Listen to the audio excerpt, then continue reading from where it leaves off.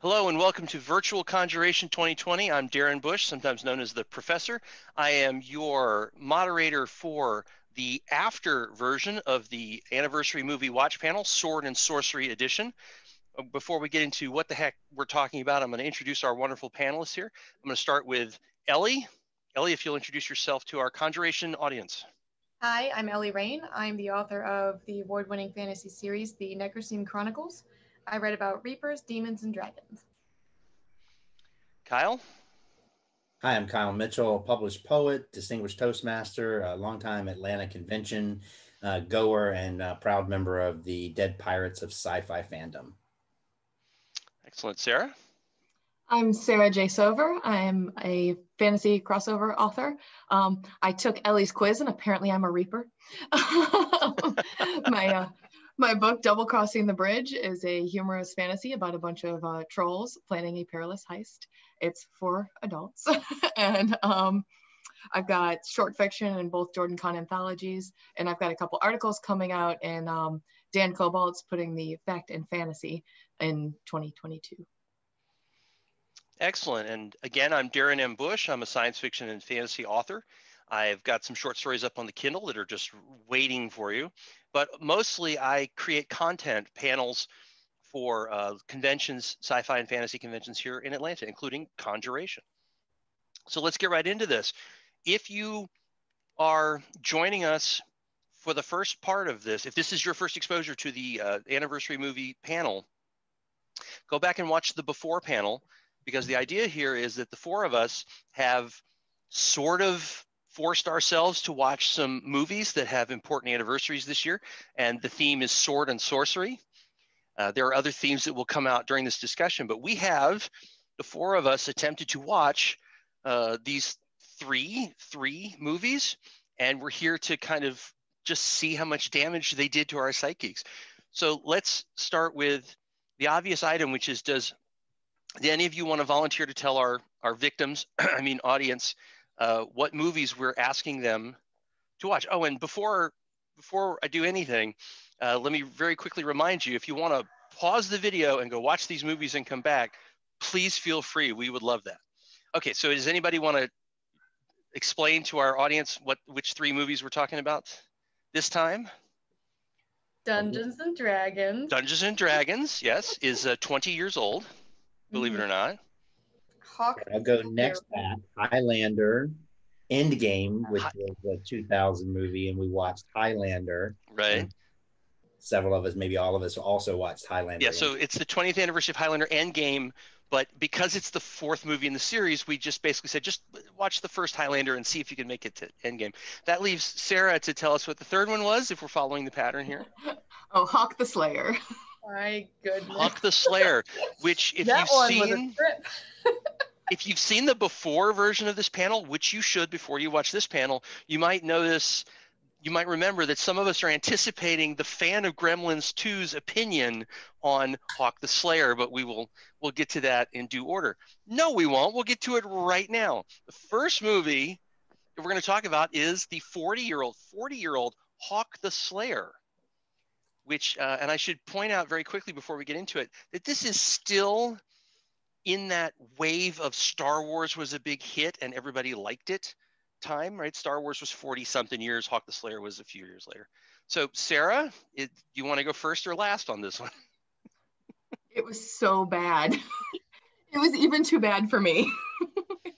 So I love bad movies, and it was bad for me. So explain to those that don't know why we're all laughing about Gremlins 2. Give us a tiny bit of that history there. I think Gremlins 2 is a fantastic movie. It is a wonderful spoof on itself, and I love it when movies don't take themselves so seriously. This, on the other hand, felt like LARPing gone wrong. Oh my God. Oh man. That's rough. It kind of reminded me of like Conan if it was set in the 80s or something. Just like all the vamping as they're traveling and like the synthesizer music. It was just a dance party for like so many scenes where people are just getting their heads chopped off. Oh, okay. I guess. I was excited when it opened because it opened with the text and like I was like, oh yeah, here we go. Right.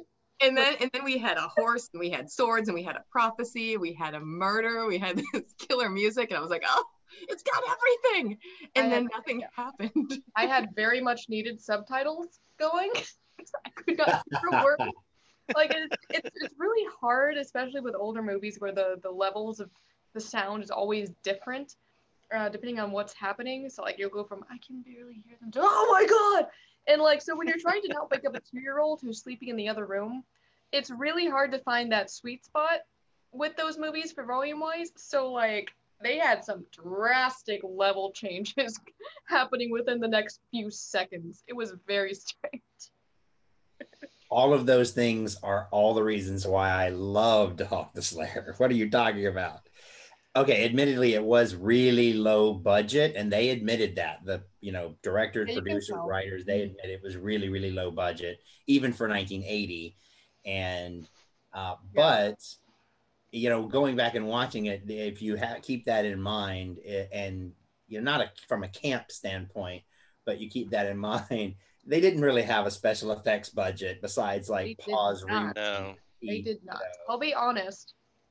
If you take out the whole budget thing, it was actually a pretty decent story. It was just really hard to follow because of all the weird acting, super quiet moments where you couldn't quite understand what they were saying. You had to like piece it together and go back and rewind. The story itself was pretty solid, but like if they had a bigger budget, maybe it would have been better. Yeah. I don't think so. I don't think it would have been better. It was pretty cool. It was kind of like okay, I guess I didn't like it as much as Princess Bride, but like it kind of had that feel of like random adventurous things happening. It kind of had that, but it wasn't quite there, so it was kind of like a not as good version of Princess Bride, and just wild with the music choices. Yeah. But Princess Bride, everything that was there for a reason, and things were fully explained. Here they're like, what was up with the scene where they wander into the woods and then there's like insta-wolves over here, and then over here these like bulbous slime people, and then all of a sudden we're out of that scene and none of that stuff exists anywhere else. Yeah, but like it's kind of part of the jaunt usually. Like you go on an adventure, random things happen, and this is the next thing that we're going to deal with. So it's kind of part of that jaunt. But right, but it was all condensed into like 5 seconds. It's like boom, boom, boom, boom, done. That's the thing. Like I said, story itself wasn't too bad. It was just like, wow, there's a lot of things here that really brought it down. Because the story wouldn't be all that bad had it not already been George Lucas's. Because most of it was influenced by Star Wars. Yeah. You've got the main villain who wears black and a tapering helmet. His boss is the devil or whatever, and what is he? He's a black cloaked, hooded guy. Looks like the Emperor. You had the sword, which was the mind sword, and it had a gleaming green, gem right there, basically a lightsaber that even guided people through the woods with light. I mean, that, and then like the Seven Samurai or Magnificent Seven, those kind of movies. Yeah. Basically, it's taking Star Wars and Seven Samurai and making a cheap, low-budget version. Yeah, I was hoping there'd be a moment where Jack Palance, who's the high-cost actor in this cast of people you've never heard of. I just wanted, because he had the Vader mask, but he only had half of it. I wanted him to go, "No, Luke, I am your brother," and for Hawk to go, "Yeah, we covered that in like the first 30 seconds of the film." The very first thing that I said was, "You were my brother." So yeah, it's not a big shock, brother. It's like, it wasn't. But you had zingers. You had zingers like, "We'll see who is the Lord of the Dance," right? Oh yeah. And that whole relationship. The whole relationship between the brute and the dwarf was really adorable. He's like, "No, you don't want to eat those. Only dwarves can eat those." "Oh, I want to eat those." And it was just, all of the food relationships were very amusing. Okay, so for fans of elves, and I think there's several of us here, how many of you were like, is that an elf? What kind of elf were they basing that on? Was he too elfy or was he not elfy enough? It was Elf Spock. It was Elf I Spock, think- yes. Yeah, I think it was fine. I mean, it was hard to tell he was an elf until, you know, the hood came down or whatever. Yeah. But like, he had the pointy ears, sort of. And a Mhm. bow. And Fair. right, his name was Crow, is that right? And Yeah. his clothes vaguely looked Native And, American. like, everyone had like a bird name, I think. So Yeah. I was a little confused by that, but Yeah. and you can only have, everyone knows the rules of movie. You can only have one bird per movie. You can't have a hawk and a crow. Yeah, That's no. Too That's many not a rule? birds. I thought they were all like named after some kind of bird or whatever. It might have been That's the not what they were theme. doing? But also, was he a slayer? I mean, he was kind of a hawk, but was he a slayer? I'm not getting the slayer part. He Like- slayed a couple of guys, didn't he? Well, they you know, Couple. he won some fights, but the question is, I mean, the slayer, it's what like he hawk the slayed? slayer. He slayed the dance floor. Yes, that's right. Because he's the lord of the dance. Voltan got served. Yeah. And something else they stole from Star Wars was they cut somebody's hand off. It wasn't Hawks. It was, That's but right. one of our heroic guys was A missing. lot of things, not just Star Wars. That's just all over the place. Well, going back to the comparison to Star Wars is where I was with them. But yeah, we had the guy, we had the guy, and I can't remember the actor's name, but I love the one-handed guy. Love his voice. He's narrated video games and done voiceovers and audiobooks. Just a great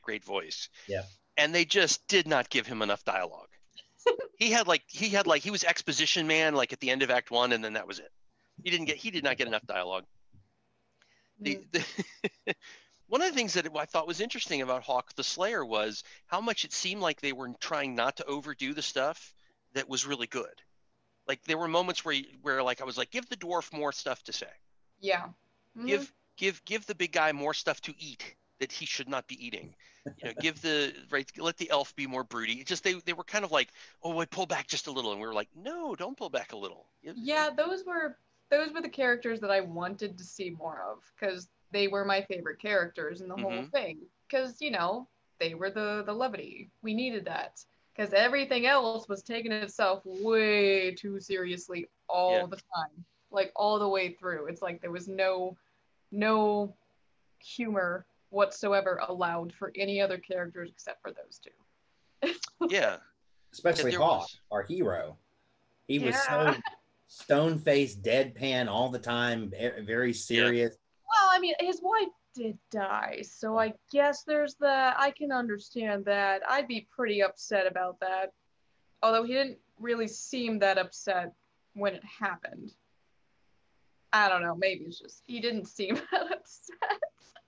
That happens to like every fantasy male main character. I mean, you'd think he'd have been prepared for it.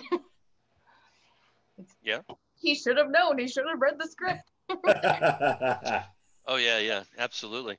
I want to know if anybody else was confused when Drogo started going off, when he was like, now is the day Drogo comes of age. You're like, dude, you're 40. Right. Also, don't talk about yourself in third person. Never Yes. cheated. Yes. Drogo does not like pronouns. Something like that.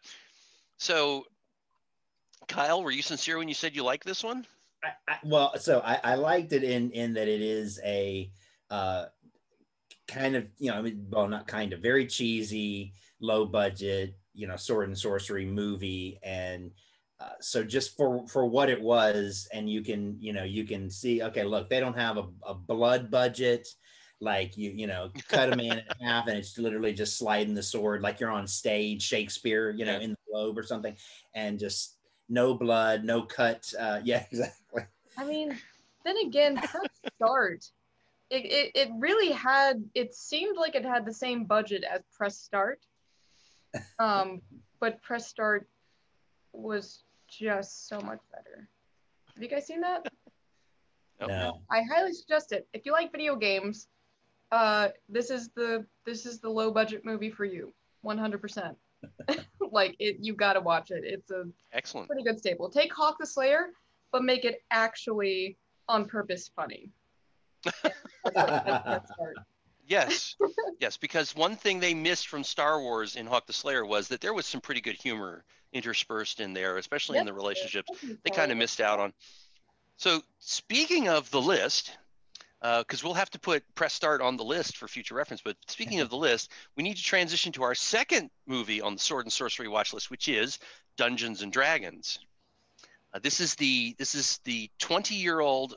Now, of course, somebody during the before panel said, "Wait, there's more than one." Yeah, they're up to like 4 now, or 3 or 4 now. Yeah, thank you, Ellie. the one thing I do want to say about Dungeons and Dragons, the movie, is I really enjoyed watching it again. I really did. I had a lot of fun watching it. There were moments where I was like, "Oh yeah, I can go fold socks during this scene. I'll be back in a few minutes." But it has its fun little roller coaster moments. It has its really crazy kind of wacky how the heck are they going to get out of this moments. There's some special effects that are interesting, that are entertaining. But the overarching thing about this movie, and I'm going to say this several times before we're done, I'm sure, is not a representation of the D&D game. I was just sitting there going, that's not how D&D does things. Well, there were a few things that I did respect about the spell components that the mages use, having to get the spices or dust or this or that, physical component.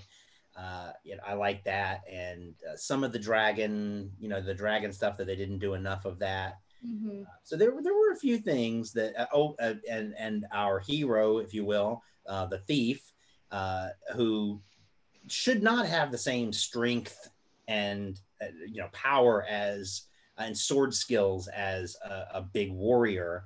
And so how did he kill the main his main the enemy there at the end? Flipping and then backstabbing him. So that's roguish. So they did a few things right. Okay. So was this the first viewing for anybody on the panel? Sarah? Yes, and I don't play D&D, and I really enjoyed the movie. So. We were wondering if that was going to happen before. Is my viewing of this movie, I just can't help but associate the name of the game with the name of the movie, and so my brain connects the two. So what did you think overall? I liked it a lot. I thought I learned that I'm a dwarf, apparently. You have to follow that up. There is a point where the dwarf goes, "If I ain't drinking, you ain't shopping." And I'm like, "It's me at Ren Fair."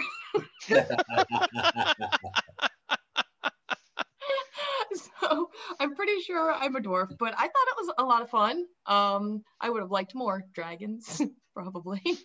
Mm-hmm. That was a little underdone. I felt that the Empress, though, was very much stolen from Neverending Story. Yeah, So that's why it seemed kind of familiar going back. I was like, "Oh, little baby face." yeah, the baby-faced Empress. I'm like, oh, Yeah, wait a minute. that must have been why the role seemed familiar. Mm-hmm. It's kind of hard to separate that sometimes. Yeah. There's a couple of scenes in this movie where you expect her to stamp her foot because I'm the Empress. And I was like, yeah, it's definitely a lot of fun. Mm-hmm. If it wanted to be serious, it kind of was a bit hard to take it seriously. Well, I mean, okay, I can't remember the voice actor's name. Who played the villain dude? Jeremy Irons. That dude. Okay, that dude.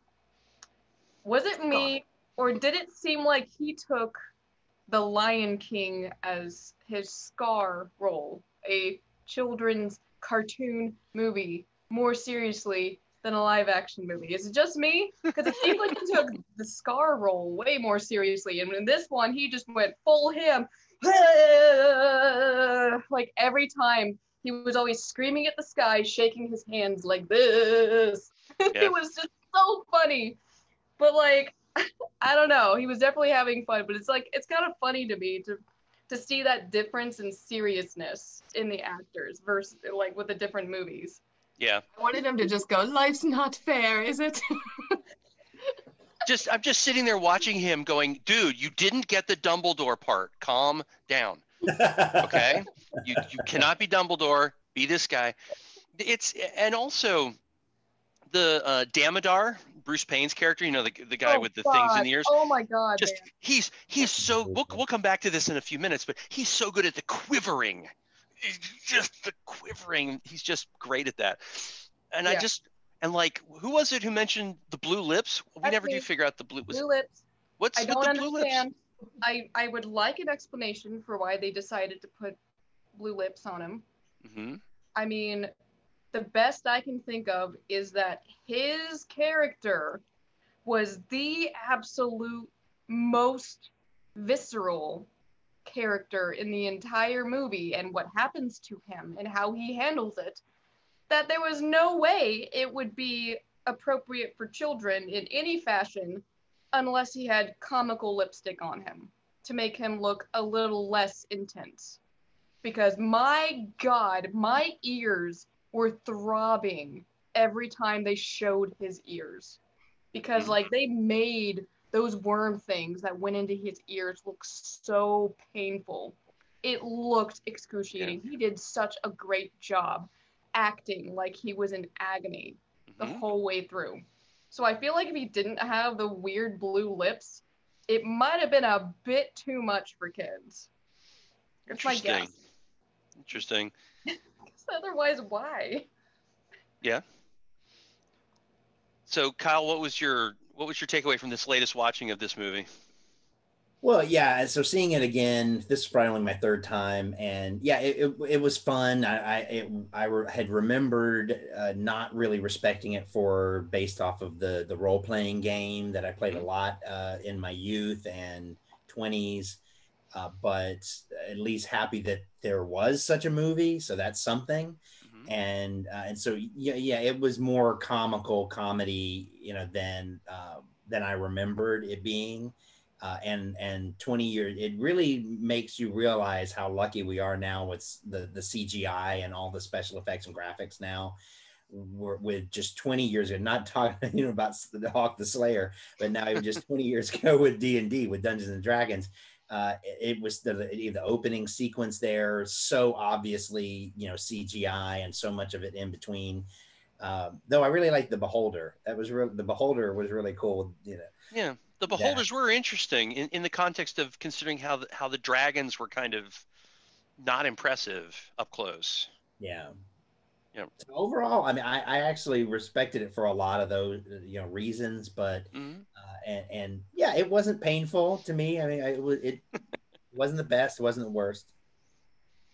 I was did a really good job. I'm sorry. No, go ahead, I think it did a really good job of hitting some of those fantasy tropes, though, that we expect to be seen, doing it pretty well. Like I love the bar scene. Made me think of the cantina scene in Star Wars, and I love when that fantasy does that, because it's just such a great way to show the world. And then the trial type scenarios, going through trials like they do in Labyrinth, Crystal Maze type stuff. But yeah. But there was, as somebody said in the before panel, that there is a dungeon. And so the whole idea that there's a viewing gallery above the dungeon that holds the treasure, so you can just look through the grating down onto the treasure, which is somehow you can't just climb through the ceiling of the dungeon. Hilarious that the person who built the dungeon gauntlet was so surprised every time he found like a super simple way to get through it. It's like, really? No one's ever tried this before? You never thought what? Yeah, that was kind of a rip-off on like Indiana Jones, the whole kind of... that's what it reminded. That must have been what I was thinking. Yeah. Okay. That's their problem. They never saw Indiana Jones. Yeah, and also the fact that the bad guy was basically just hovering, waiting for him to take the jewel out so that he could have it himself, and he totally lied to the guy. And he's like, but what about honor among thieves? And he goes, I don't know what you're talking about. You made that up. I thought that was a very funny moment. Very funny moment. Also, I have to call out for them getting Tom Baker, the fourth Doctor, yes, from Doctor Who, to play the elf who explained how everything the mages believe is wrong, and then that was it. That was the whole. His whole job was just Tom Baker, the fourth Doctor. What? Yep. Who healed his I had wounds. no idea. We are Wow, okay. magic. Yeah, and you travel through space and time. I got it in a little blue box. Yeah, but I just love that it was Tom Baker did a little cameo there and just ruined all the rules of the movie, but then didn't put them back where they were supposed to go. He just kind of interrupted, go, "You're all wrong," and then he left. This movie had rules? Well, I mean, like, the journey we went through was literally for nothing because, you know, the people who died just come back anyway at the very end, you know. We grieved over these people. We did this whole war with dragons and the Empress and the villain or whatever, all of it pretty much for nothing because, you know, magic just brings everyone back and magic fixes everything anyway. It literally was just seemed kind of pointless at the end there. Okay. Yeah, and then you've got this bizarre caste system, class against class thing going on that was just kind of bizarre the way they played it out, like it was some kind of allegory for the world. That I mean, that's kind of common though. You know, the class system. Yeah, but it was like the mages versus everybody else. Okay, was there a third group? Is there did just I didn't think about that, yeah. So, geopolitically, it was very unsatisfying as a caste system for them to have the mages and. I mean, they didn't think very far. They literally had the villain talking for 10 minutes straight at the very end there, just with his back wide open. Main character is not talking to the main character. Main character is like 2 feet away from him with a sword. The main character has a sword. He's 2 feet away from him. Back is facing him. He's monologuing to another character for 10 minutes. Not even turning around, and like the main character, you can just see him off to the side, just like go, "Oh no!" with his sword. He's just holding his sword, not doing anything. Just go up and smack him, man. So we're leaving out how awesome Marlon Wayans was, though. Yeah, I was hoping we were going to get back to that. Marlon Wayans was a jewel and a delight in this movie. So funny, and the noises he made, and just everything. His whole character was awesome. Like, he was crying and showing emotion and all this kind of stuff that is very anti that, you know, toxic masculinity. And then, but at the end, he was tough as nails. He's like, no, I'm in the face of evil. He was as brave as they come, and I loved it. Yeah. Wait, was he Snails? Snails, yeah. Okay, yeah, Snails was awesome. He was hilarious. Oh yeah, he was so funny. I was also really angry that they killed him off, but I guess it makes sense because he was the closest person to the main character, so it would have the most impact. Yeah, I was a little confused at the end exactly what happened with the Eye of the Dragon, and was he all of a sudden now in the Eye of the Dragon and they could go into it like the map to see him? I wish we could see them in the map. We didn't actually get to see what they were doing or talking about in that. They just kind of like were like, oh yeah, they're still in there. In the DVD extras, it's in the deleted scenes on the DVD. I'm sure. And it's one of those deleted scenes where you go, why did they delete this? This is kind of important information here, you know. Yeah, I thought it would be important. Yeah, they cut it out, but they need to put it back. At least they thought about putting it in there. That's okay. Yeah, they filmed it. Okay, guys, we got to move on to the next topic here. So after a brief fire drill, we're on to our third movie from the Sword and Sorcery watch party here, and that is Highlander Endgame, which is 20 years old this year, and it's the fourth movie in the Highlander movie series, unless you actually ignore that one that everyone tries to ignore. So it's the third. We do a whole panel on why it's the third movie, why it's the fourth movie. So what we figured out was asking people who'd not watched any of the Highlander movies to start with Highlander Endgame would just be a disaster because it would not make any sense at all. And it still doesn't necessarily make any sense. So the ask was for everybody to go back and watch the first Highlander and see if they could get the Endgame in also. So let's do the math here. How many of us watched the first Highlander? Excellent. How many of us watched Endgame also? Wow. Okay. I am very impressed. Very impressed. So first timers to the Highlander series, show of hands. Let's see, Sarah. Okay. I've only seen the first one before this. So okay. So you don't put your hand up then. Oh, hand down. So Sarah, what did you think of let's start with the first movie. What did you think of the first Highlander movie? I liked it a lot. I thought there was a lot of questions that went unanswered though, and they bothered me a lot. And I actually thought Endgame did a better job of answering some of those questions. Which is Really? probably a horrible thing to say, but it did. I felt like it cleared up. Like I ended up going back and crossing off questions that I had from the first movie as I was watching Endgame. So because they were answered there. But I enjoyed it a lot. I'm pretty sure that the Kurgan inspired a whole generation of metal. I have a theory. Go for So it. this movie released in what was it, 86, I think? And 86. Danzig got together in 87. I'm just saying. The Kurgan. There we go. Excellent. I like that theory. I'm down for that. All right. So for those of you listening, get the fanfic going. No, I'm kidding. Please, no. No Kurgan fanfic. I can't handle it. So, Ellie, how long had it been between viewings of the first Highlander for you? I think I saw it when I was like 13. It had been a while. So what did you think? Yeah, it sounds like it. What did you think this time? I loved the first one. Absolutely. Mm-hmm. I was confused on the fourth one. I did not know who the heck the other guy was. Like it took a while for the flashbacks to come through to actually piece together who this random dude was. I assume they went over who he was in the other movies, is my guess.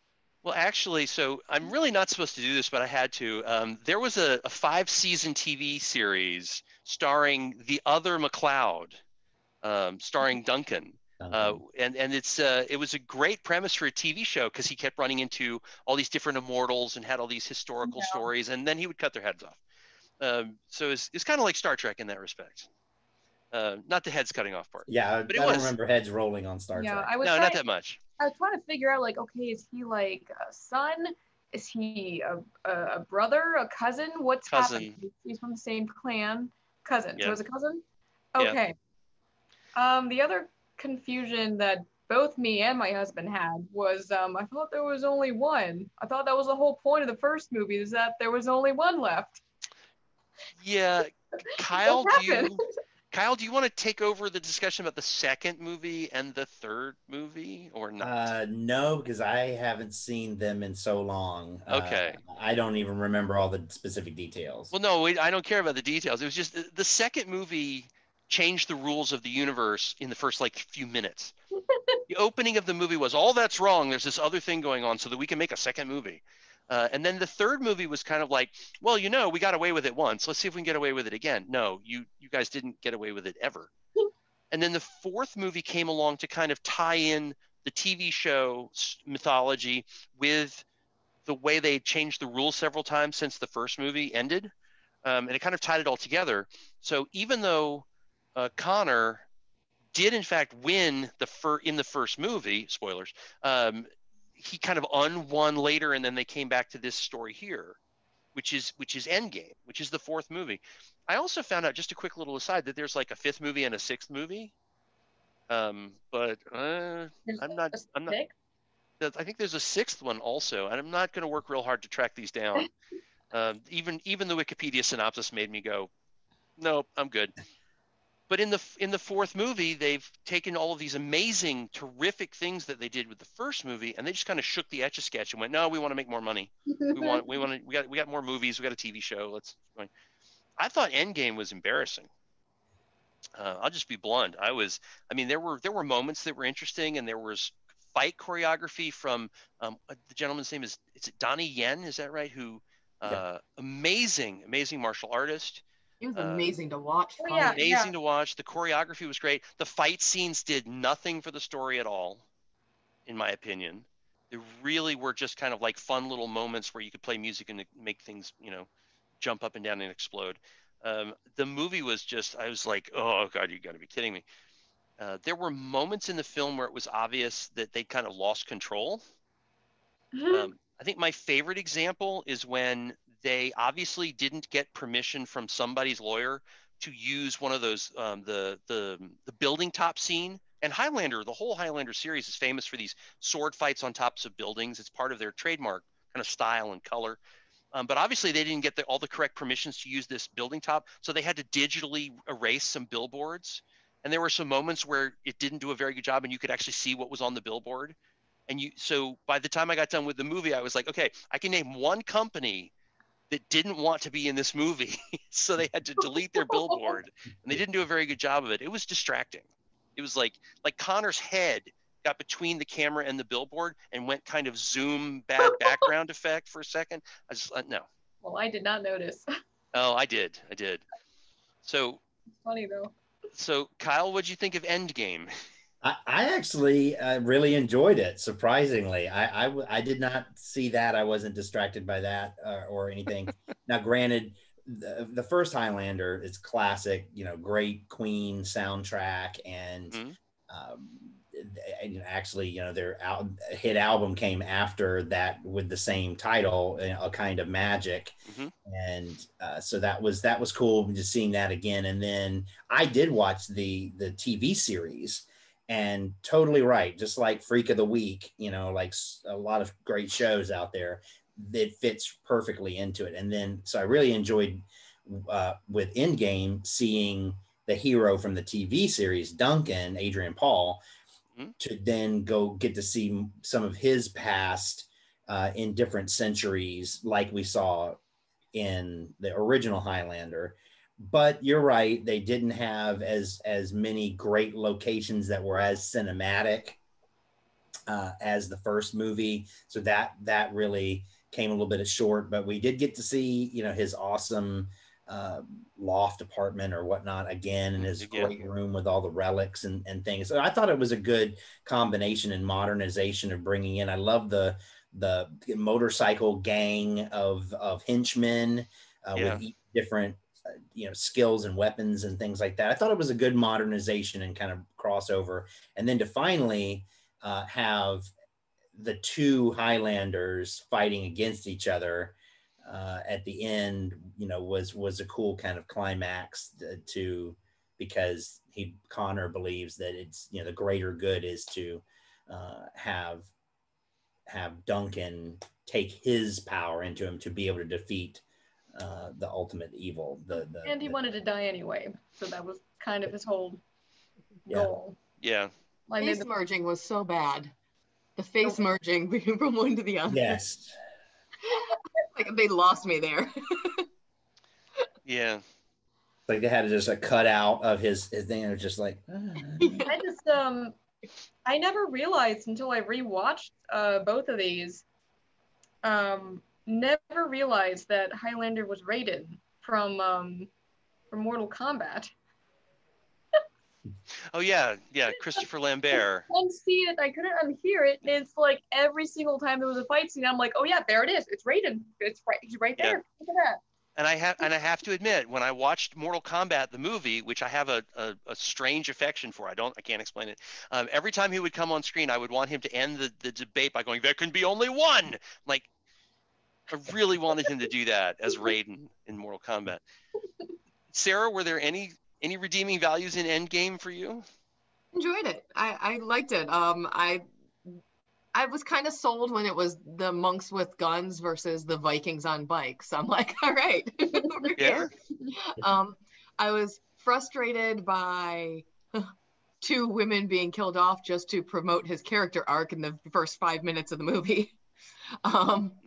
That was frustrating to me. But after I got over that and not hearing Queen.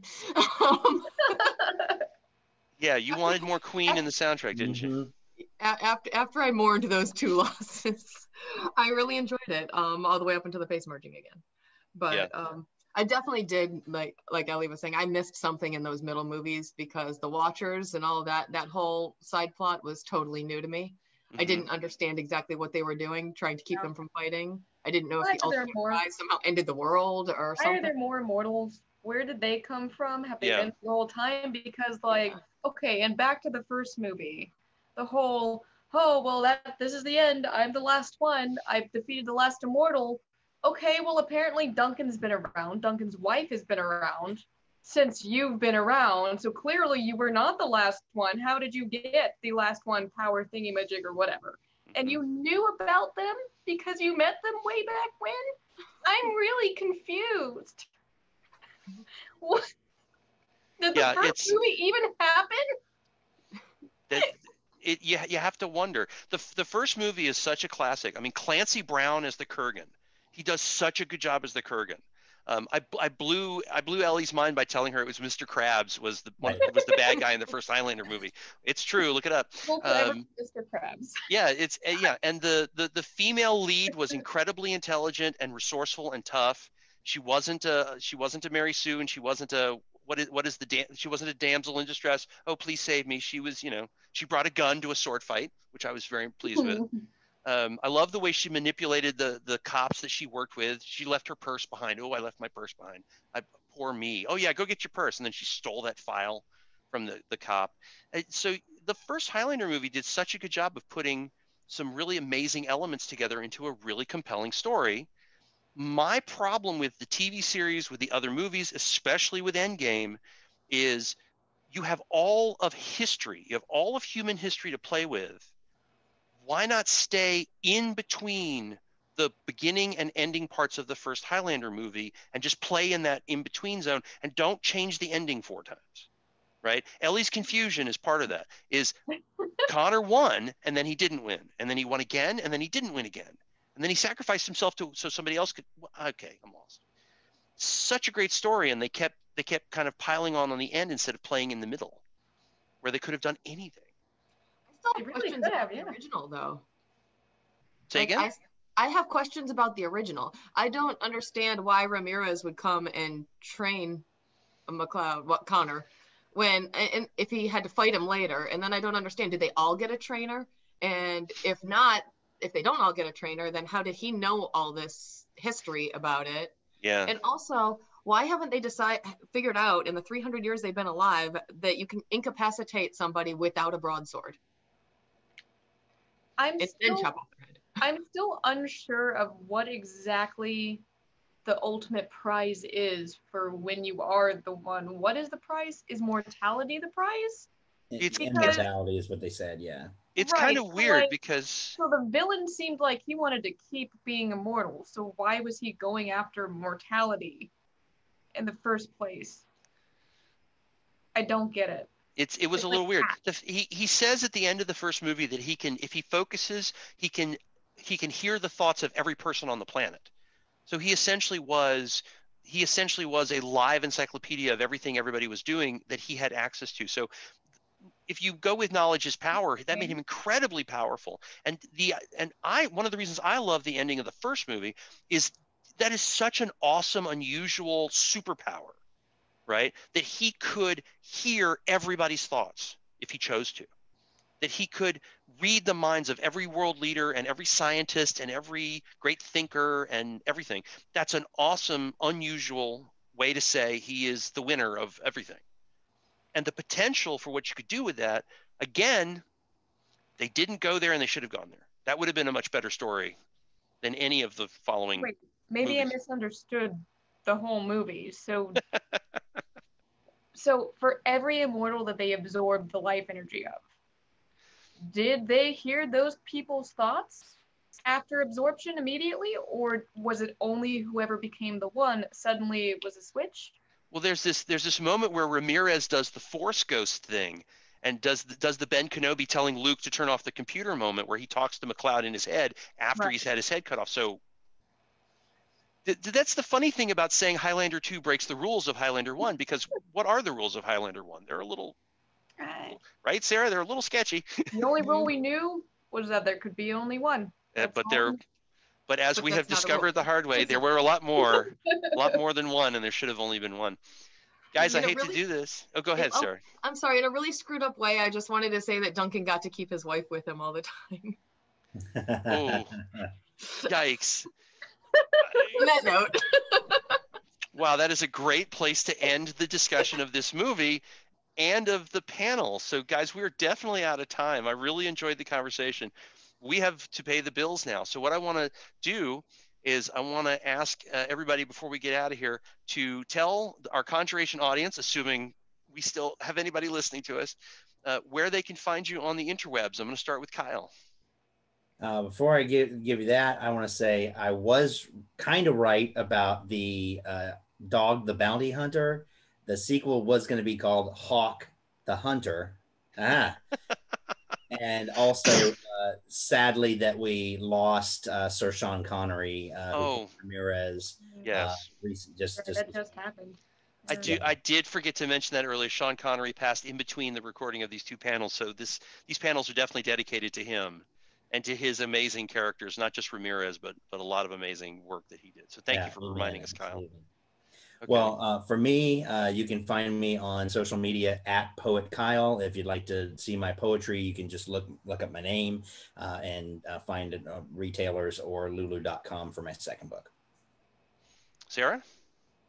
I am at sarahjsover.com on Amazon with Double Crossing the Bridge, and at Sarah J. Sover on pretty much all platforms. Excellent. And Ellie?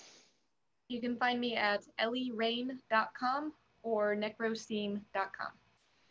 Excellent. And I'm still Darren M. Bush, and I am I have an Amazon Kindle page. I've got some short stories available up there. So thank you, everybody, for joining us. And we're going to say goodbye and enjoy the rest of CONjuration.